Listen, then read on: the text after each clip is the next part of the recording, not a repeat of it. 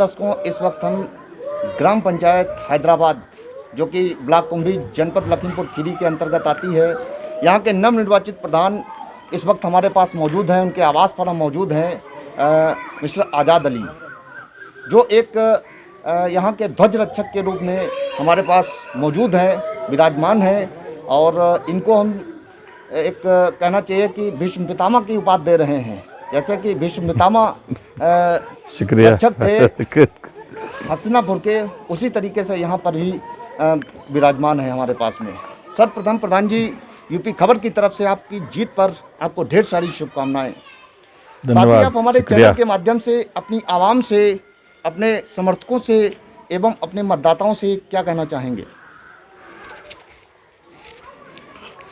मैं सबसे पहले तो अपने मतदाताओं को धन्यवाद दे ही चुका हूं और उनको 5 साल धन्यवाद ही देता रहूँगा, क्योंकि उन्होंने मुझे काफ़ी मतों से जिताया है। और उनके इस जीत की खुशी में मैंने उनसे इलेक्शन में भी वादा किया था कि आपके हर उस पर मैं खरा उतरूँगा। विकास के कार्य को लेकर के आपकी मतलब जो समस्याएं हैं, जनता की जो समस्याएं होती हैं, आवास की, लेट्रिन की और रास्ता और जो भी जितना हर संभव विकास होगा वो करूँगा। मैं साफ़ सफाई की तरफ विशेष ध्यान दे रहा हूँ। गांव की तरफ अभी मैंने कुछ कार्य कराए हैं, क्योंकि गांव में हमारे गांव में एक ही सफाई कर्मी है, तो मैंने अलग से 2 लेवल लगा के गांव की सफाई कराई है। मैं ज़्यादातर सफाई को पसंद करता हहूं और गांव को स्वच्छ रखना चाहता हूं। आप प्रधान जी कितने मतों से विजयी हुए थे और आपका निकटतम प्रतिद्वंदी कौन रहा? मैं 363 से विजयी हुआ हूं और हमारे निकटतम प्रतिद्वंदी क्या नाम उनका, मोहम्मद दीन, वो रहे हैं। और उसके बाद 2 और लोग रहे हैं, वो तो ऐसे थोड़े बहुत वोट पाए हैं, बाकी वो सेकंड पोजीशन में वो रहे हैं। विकास को लेकर के क्या आप प्राथमिकताएं आपकी होंगी? कौन से विकास कार्य आप पहले कराएंगे? आज की सबसे बड़ी विकास कार्य प्रधानमंत्री योजना जो आवास योजना जो चल रही है कि हर गरीब को एक छत देना, तो मेरी प्रथम प्राथमिकता यही है कि जो जिनको एक छत नहीं है, मैं ज़्यादा से ज़्यादा उनको एक छत, हर व्यक्ति को एक छत मुहैया करा, और रास्ताएं जो गांव की हैं वो ठीक ठाक रहें, जिससे आवागमन का सही हो सके और साफ़ सफाई सही हो सके।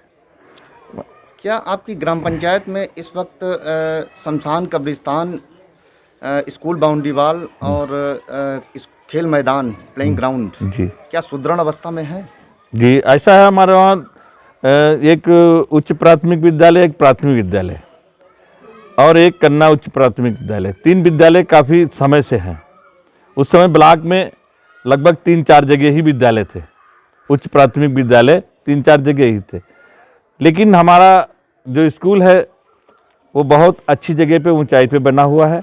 बाउंड्री वाल नहीं थी, बाउंड्री वाल हो रही है, उसका कार्य चल रहा है, प्रगति पे है। लगभग 1 महीने में पूरा दोनों स्कूलों का बाउंड्री वाल हो जाएगा। ये मतलब मेरा पूरा प्रयास है कि वो स्कूल जो है वो स्वच्छ रहे, उसमें बच्चे मतलब जो आए तो उनका स्वच्छता का विशेष ध्यान रखा जाए, और स्कूल का साफ सफाई, स्वच्छ बनाना मेरी प्राथमिकता है। कोटे को लेकर के कुछ टीका टिप्पणी करना चाहेंगे प्रधान जी? जी, कोटे को लेकर के टीका टिप्पणी क्या वो होती है, हमेशा चली आई। जब गल्ला किसी का कम होता है, मेरे पास जाता है, तो मेरे पास अगर आता है तो मैं उसको कह देता हूँ भैया गल्ला कम मत दीजिए, बस यही है। और वो तौलने वाले से कभी घपला हो जाता है, कभी धोखे से भी हो जाता है, तो बाकी गल्ला बट रहा है, मिल रहा है लोगों को। जब कोई समस्या आती है मेरे पास। शिकायत इस तरीके से आ चुकी है आपके पास?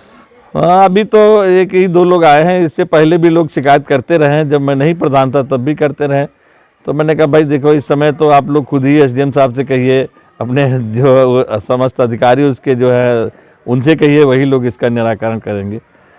और कुछ हमारे दर्शकों को वैक्सीनेशन को लेकर के कुछ बताएं। जी, ये जो कोविड-19 का जो वैक्सीनेशन हो रहा है, ये इसमें मैंने गांव के लोगों को जा के जागरूक किया है, और अभी तक 10-10 के दो बार टीमें आई हैं, उनको टीका लगा, 30 लोगों को एक बार लगा है। सेकेंड उसमें अभी तक कोई टीकाकरण नहीं आया। मैंने डॉक्टर्स को कई बार बोल चुका हूँ कि जो सेकेंड डोज लगनी है उसके लिए, क्योंकि यहाँ से गोला 9 किलोमीटर पड़ता है, वहाँ जाने में आदमी को दिक्कत आती है, वहाँ लाइन लगाना पड़ता है। तो मेरा प्रयास ये है, मैं डॉक्टर्स को बोल चुका हूँ कि मेरे वहाँ टीका भिजवाइए और जनता अब जागरूक होगी। अभी तक आप जागरूक करा रहे थे, अब जनता खुद ही जागरूक हो गई, टीका लगाना चाहती है। आप टीका जल्दी से लगवाएं। प्रधान जी, एक चीज़ देखी गई है, हम चूँकि विजिट करते रहते हैं, घूमते रहते हैं, तो पेंशनर्स के लिए कहीं ना कहीं उनकी अनभिज्ञता कह लीजिए, या असहाय लोग हैं, चाहे वो ओल्ड एज पेंशन हो, चाहे विडो पेंशन हो, चाहे हैंडीकेप पेंशन हो, ये लोग इधर उधर बेचारे भागते फिरते रहते हैं, बट इनको सुलभ कहीं मार्ग नहीं मिल पाता है। क्या आपकी तरफ से इनके लिए कुछ हो सकता है? मैं अभी मेरे पास लिस्ट आई थी एक उसकी मतलब सत्यापन के लिए, तो अभी क्योंकि टाइम आता है, जैसे 5 साल के बाद जो वृद्ध हो जाते हैं और उनको पेंशन नहीं मिलता है, तो तमाम जनता को तमाम आशा रहती, वृद्ध लोगों को, विधवाओं को, विकलांग को। तो इसमें मैं जब प्रधान रहा हूँ तब भी मैंने इसको मतलब विशेष उससे देखा है, और अब भी मैंने इलेक्शन में भी कहा था कि आप लोग जिसके पेंशन नहीं बंधी है उसकी पेंशन बंधवाई जाएगी। बस ये हो जाता है कभी कभार कि कभी पेंशन देर में आती है, उनको पता नहीं चलता, तब वो भागते रहते हैं। और कभी किसी की, जैसे कोई विधवा है और उसका पेंशन जब वो 60 साल की हो गई है तो उसका विधवा से चेंज हो जाता है, तो फिर उसका बंद हो जाता है, फिर उसका वृद्धावस्था में आता है। इस तरीके से कुछ समस्याएं हैं जो कि देखना है और उनका कराना है। प्रधान जी, एक चीज़ देखी गई, आपके यहाँ बिजली के जो तार हैं जी। काफ़ी नज़दीक हैं, तो ऐसा लग रहा है कभी कोई मिसहैपनिंग, ईश्वर ना करे, खुदा ना करे, कभी हो जाए। क्या लगता है इस निचाई से पब्लिक को कुछ असुविधा, इनकन्वीनियंस महसूस कर रहे जी हैं? जी इस पे कुछ जी, ऐसा है कि हमारे वहाँ पहले गोला से बिजली आती थी, और उस समय जो तार लगे हुए थे खंभे, वो नीचे लगे हुए थे। अब लोग अपने मकानों की पटाई कर लेते हैं, जब बनाते हैं थोड़ा ऊंचा करके बनाते हैं, तो इससे तार भी नज़दीक, और तार बहुत जर्जर में, कई बार शिकायतें भी की गई।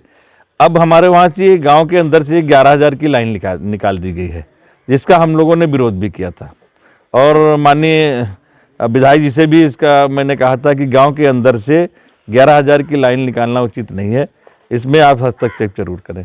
लेकिन काम रुका, 2 बार रुकवाया मैंने, उसके बाद भी उन लोगों ने अपनी हठधर्मी पे आखिर 11,000 की लाइन गांव में निकाल ही दी, और हम लोग बेबस हो गए। इस चुनाव में आपके क्या अनुभव रहे हैं? क्या कुछ नया अनुभव इस बार किया है? क्योंकि ज़माना हाईटेक होता जा रहा है, आप भी हाईटेक होते जा रहे हैं। पहले कीपैड मोबाइल रखते थे, आज एंड्रॉइड पे आ गए हैं, ये बड़ी खुशी की बात है। क्या लगता है, क्या एक्सपीरियंस किया है इस चुनाव में आपने? दर्शकों को कुछ बताएं, आपसे दर्शक भी सीखेंगे, हम लोग भी सीखेंगे।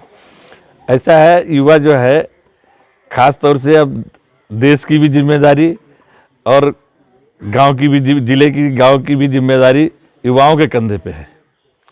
और युवा, जब देश आगे बढ़ रहा है तो युवा भी आगे बढ़ेगा।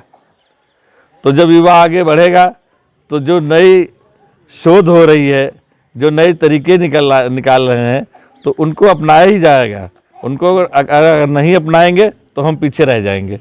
इसलिए जनता का ये रुझान है कि जो हमारे नए तरीके हैं आजकल, इसीलिए नया युवा जो है पढ़ लिख के क्यों लैपटॉप लेके हर जगह बैठा हुआ है, क्योंकि उसको काम मिल रहा है लैपटॉप से। वो बैठ गया कहीं तो 200-300 रुपये पैदा कर लेता है, उसको रोज़गार भी मिला है, और आदमी की अपनी शौक़ भी है कि युवा जो है उसे शौक़ तो होता ही है, तो वो अपनी शौक़ के लिए भी लेता है। और तमाम समस्याएं, टाइम देखना है, कहीं कुछ पता करना है गूगल पे या उस पे इंटरनेट पे, तो उससे सब पता कर लेता है। पढ़ लिख के हुआ जो खाली घूम रहा है, तो वो इससे ज़्यादा फ़ायदा उठा रहा है और कुछ अपना रोज़गार भी चला रहा है इससे। प्रधान जी, इस वक्त ये चूँकि इबादत का महीना चल रहा है हिंदूज़ के लिए, श्रावण मास है, मुहर्रम भी त्यौहार आ रहा है, रक्षाबंधन है, और एक नेशनल फेस्टिवल भी, इंडिपेंडेंस डे। इस पे आप दर्शकों से क्या कहना चाहेंगे?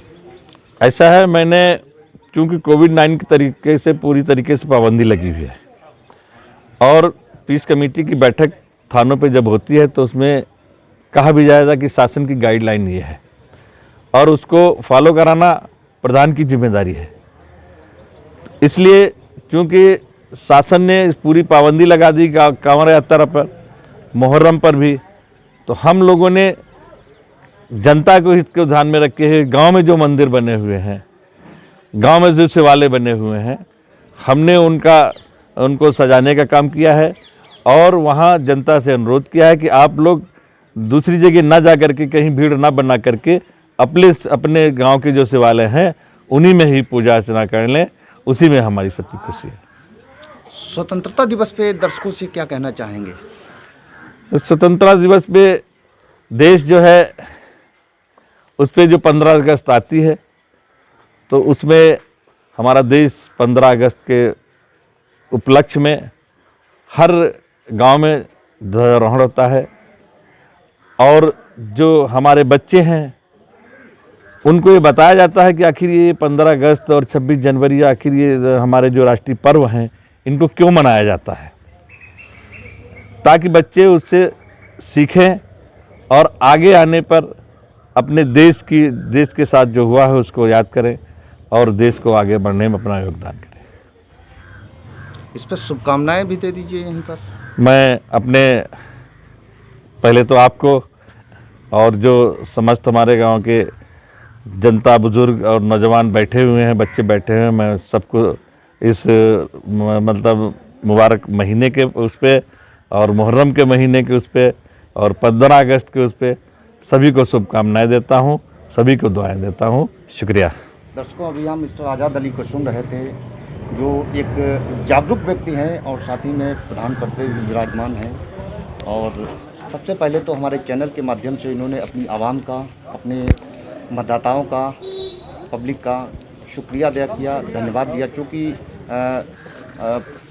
300 प्लस से ये जीते हैं।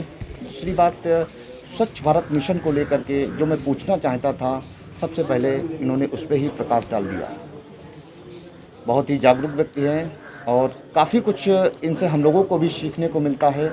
इसी के साथ इन्होंने जो आने वाले फेस्टिवल्स हैं, चाहे वो रिलीजियस फेस्टिवल्स हों, चाहे वो नेशनल फेस्टिवल्स हों, उसको लेकर के, उसको मद्देनज़र रखते हुए क्षेत्रवासियों को, प्रदेशवासियों, देशवासियों को शुभकामनाएं अर्पित किया है। इसी के साथ कैमरा पर्सन ओमकार के साथ मनीष शर्मा, यूपी खबर, लखीमपुर खीरी।